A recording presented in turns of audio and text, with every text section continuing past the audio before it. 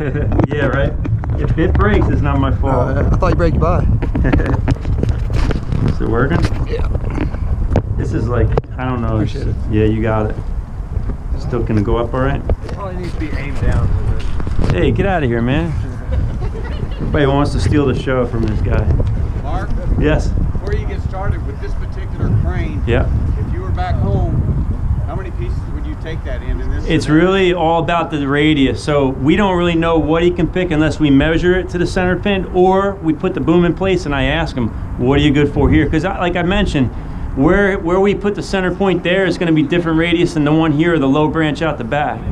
You know, so it's really going to change throughout the whole process. So what I typically do is before I make a cut that's where I have a chance to go big, like that low branch, I don't really need to ask him. I know he'll be good for that low branch. That's not a heavy branch. But if I want to take that top, it may mean cutting it above that left limb, or it may mean taking it all the way down to the union based on what he tells me. You know, and for what we're doing here today, I'll probably just take it in two so we have more cuts, because this could be simplistic. But I mean, I don't see why a job like this might be more than 4 picks. You know, it could be 4 picks total, depending on how close you are with the crane. This is a 30-ton crane. It has a pretty good chart, especially like I mentioned, the closer you are, it's ridiculous. You know, sometimes your limiting factor is how much is this good for, or your winch. Your winch might be good for 10,000 pounds. You know, and that might be the limiting factor. So again, I lean on the operator to tell me what they're good for and what they're comfortable with, and it's up to them whether they want to put in a safety margin before they tell me. He's never worked with me before, so he may not tell me exactly what he's good for. He may say, yeah, I'm good for 6,000. Meanwhile, his chart says 8,000. And I don't blame him for that, because I could be some jackass from New Jersey who doesn't know what he's doing, right? Who said that? So you know, that comes with experience with one another too. You know, if you work with the same operator all the time, I have a lot of operators that I work with that tell me right to the dollar of what they're good for. They don't have any problem holding back because they know we're going to stay within our limits of that. So if he tells me he's good for 10,000 pounds, I may shoot for 7,500. You know, why push it? You know, that's where we want to have a nice little safety factor. And 75% is really kind of at the edge anyway, where you need to be. If you hit 80%, you're going to have bells going off and all that. So, any other questions about this stuff? No? You want to see some sawdust fly, right? Can I get that 362 from you? I'll take that with me. Yeah, Mark, how much do you think this tree weighs? How much does the tree weigh? That's the whole tree. Yeah. You know, we'll know if we weigh every piece. You could find out. Adjust this down just a hair. I'm not very good at... Hope that's right. I don't know. Whatever. It'll be fine. So yeah, you could try to figure it out. Anybody say what they thought it weighed? 20,000? 20,000. I think that... I don't have the scale. Yeah, I think that's high. You know, it's elm. Elm's not quite as heavy as some trees, so I would say that's high. Okay. But if you were picking in one piece, there's nothing wrong with being high. You know, keep it on the high end so you're not worried about pushing those limits. But I think that's probably higher than where it really is. So when we start our tie-in point on the crane, what's recommended by TCIA is doing this, like I mentioned earlier, 2 points of attachment. One can be in the hook. But it's you know, all that's really doing is causing you to mentally focus on your transfer into the tree and onto the crane is a two-step process. Because some people, believe it or not, ride up on the crane, come down, pull the rope out before they realize they're not tied in because they're either talking or they're preoccupied and they forget. And we had a guy in New Jersey lost his life like that. A guy who's been climbing for a long time, and he stepped off. He detached, and they hooked the piece. He detached, went down to where he was going to climb. He detached and somehow leaned back thinking his lanyard was on, and it wasn't, because he was preoccupied. That's why you got to always follow these protocols, because your mind could wander. You know, the more you do this too, the more it becomes real simplistic. So this is one of the reasons they say utilize 2 points of attachment when you're going up into the crane. Okay? So, hey Jim, you want to either get with Albert or give him the headset for a few minutes, and that way he can put me in position where I want to be up top. So he's going to pick. Let's see if we're attached here. I think I'm good. No. Yeah, I think I'm good.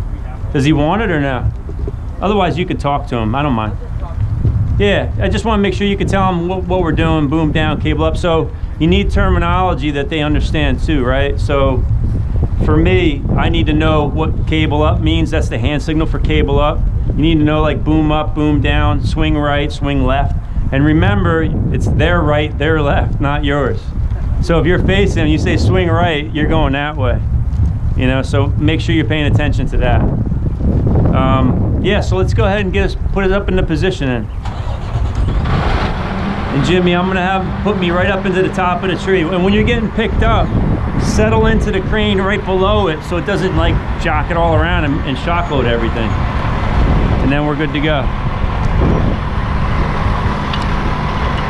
Sometimes when I'm riding up, I'll do this just to try to keep it a little bit kind of neater as we go. Jimmy, are you yelling?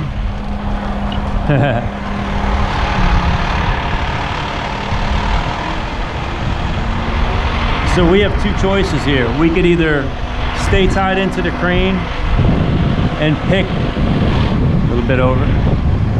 Yeah, he's good, he's good. And we could stay tied into the crane and take this piece first, or I could tie into the tree and come back to it. It really doesn't matter.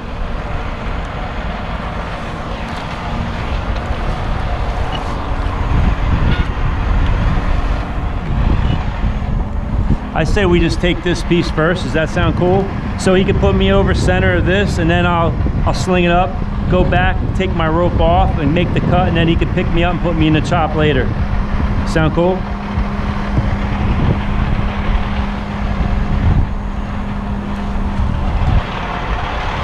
Yeah, so we just gotta keep walking me in, boom down. You know what? Let's swing a little bit to your right first. Yeah, get around this branch. Because if the cable will just break it off on me is all. That's good. Cable up a little bit. Yep, get me up a little bit.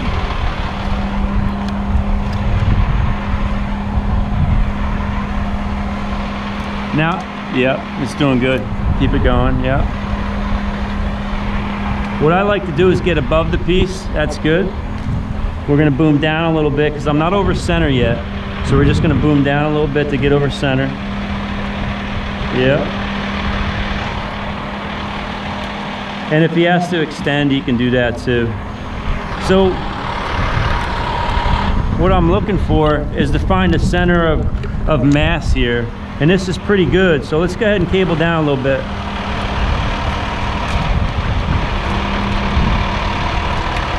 That's good. That's good there. So now I'm just gonna throw the slings down. Before I make up my mind, what I do is I give a good look at where these slings are hanging. And if you look at where the slings are hanging, you have to decide, is this over the center of this whole mass or not? What I usually lean towards is the brush side. Is that coming in okay? Are you guys hearing this? No? Yeah. Can you guys hear? Okay, good.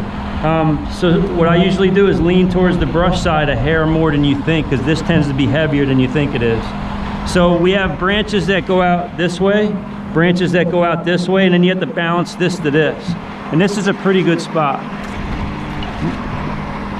Yeah, absolutely. Yep. Yeah, no work's going on. Yeah, I'm just gonna drop my rope bag down. So now I put the rope where I want it to go for later. So this is like the hardest part about balancing a big limb, is figuring out where this really is in relation to the shape of the tree and the weight of the tree. Next thing we got to do is figure out where we want to hook our slings. So we have kind of like two choices here, because there's a lot of spots on this crane, on this branch that we could hook to. And what I'm going to try to do is figure out what makes the most sense. So if I have 3 slings, I could either go side to side and then back there, or I can go here to here and then figure out another spot. If it's not like 3 exact points of attachment, you have to pick and choose. So I'm gonna actually have to give that a little thought and see where I think this needs to be hooked, because I'm only gonna hook 3 slings. Any more than 3 slings seems like a lot of work. You know, for most times you don't really need that.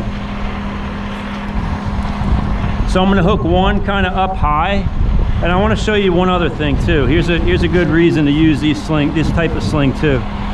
What I'm going to do is hook one up high here and back it up. I'm going to hook one out here, somewhere to balance that out, and then one down towards the butt.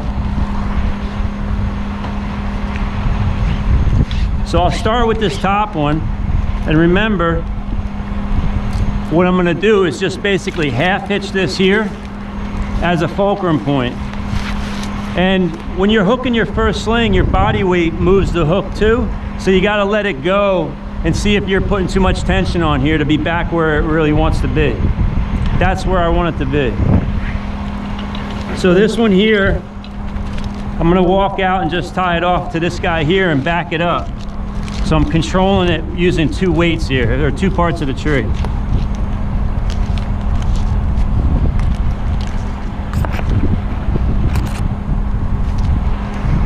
That microphone still working?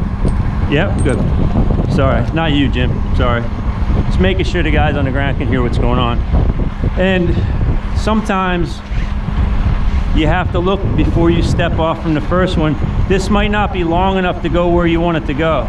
So you might have to cable down and then put it back where it belongs. But right now we have enough work here. If I see hangers, I either dislodge them or let me move this. How's that better? For the hangers, I'll either dislodge them or I'll tie them up or make sure they're secure before we make a lift. So right now I'm not too worried about that one. I'll come back to it after. So how far out this limb do we want to put this sling? Yeah. How far out this limb do we want to put this sling? Anybody know? Or how far out do you want to go? Do you go way out here? Do you go in here? It really depends on how much the tree weighs. Oh. How about no? Try now. Sorry. How's that? Better? It's just the wiring for some reason. They do this a lot to me. So you have to figure how far out do you really need to go. I like to balance it with the strength based on the amount of leverage because of the angle. You're pulling from over here and you're pulling from over here. So if I go too far out this limb, it may cause this to want to tip that way because I didn't go far out that way. You guys understand what I mean there? So you kind of balance your angles out. This one here, because it has so many limbs on it, you're gonna have a hard time getting it to come off exactly perfect. You're gonna have a little movement and lift, but that's totally acceptable, like I said. So I'm gonna just come back into the tree and I'm gonna take that hanger loose so it doesn't come loose when we're over the roadway here. Everybody staying clear below. Branch coming down. Throw it in here. And that's just a way to make sure you don't get anybody to get hurt. So now, if you look at our rope angles here and here, this side here seems to want to twist more. So what I would do is twofold. You look at the structure here and here. Does this balance it out? If not, you can rotate this a little bit.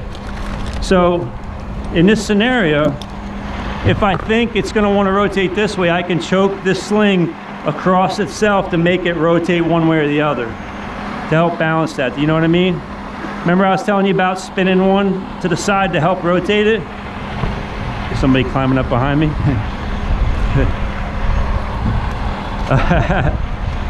Yeah, there's a squirrel there. There's drones and squirrels. I'm getting attacked. So if we think it's going to want to rotate this way, we come this side and spin it sideways to counteract that. And if we think it's going to rotate that way, we go the opposite way and try to spin it that way. So let me show you what I mean here. I'll tie it up with a cow hitch real quick. That's all right. Now, how tight do you want this one? This is part of the thought process too. If this is too tight, it's gonna come up towards me where I'm making my cut. So ideally, I don't want it to come up too fast, so I make sure this isn't really tight compared to the rest of them. How far in do you go? It really depends on how far out you went over there to try to balance that out. So what I'll do is I'll tension it up, then I'll rotate it a little bit to try to keep it spun, and then I'm gonna half hitch it in place. Remember I told you I shake those slings? Now I know how much tension I got. The other thing to think about is in a branch to the wood, when you start lifting a branch, the branch flexes before the slings get tight, where this side won't flex. It's pretty much pulling tension right away while this is still kind of loose up high. You guys know what I mean by that? You start tensioning these up, this one hits the wood, it doesn't budge. This one, the flex of the limb causes it to get loose, so it's gonna make it come up a little bit. So you have to be aware of that when you make this cut. All right, so do we have an idea on how much this weighs? Anybody have an idea on how much this weighs?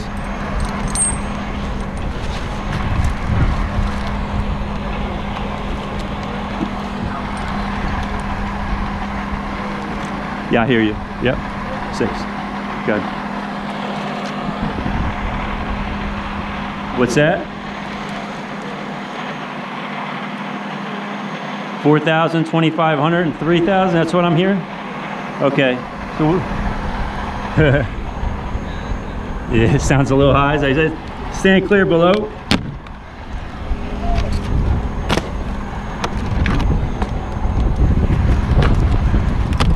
You think it's under 2? All right, so again, this is elm tree. So here's the deal. If he says he's good for 6,000, you think it's 2,000 or less, what we can do is basically put around 2,000 pounds of tension on it, lock it in with our cut, and then I tell the operator, I'd say, Albert, if I'm low on this, be ready to winch up a little bit if it settles too much. Because he'll be in there watching it. If it starts to settle quick, we know it's heavier than we think. So he can winch it up a little bit and I'll finish my cut. You guys understand? You're good with that? It's not about, you know, sticking to a certain plan and being real rigid. A lot of times you can change your plan as you go. Gotta get my earplugs in before I start this saw though. Yeah, I'm gonna actually cut this little piece of deadwood out first. Knock it out of the way like I said, and then we'll make the pick.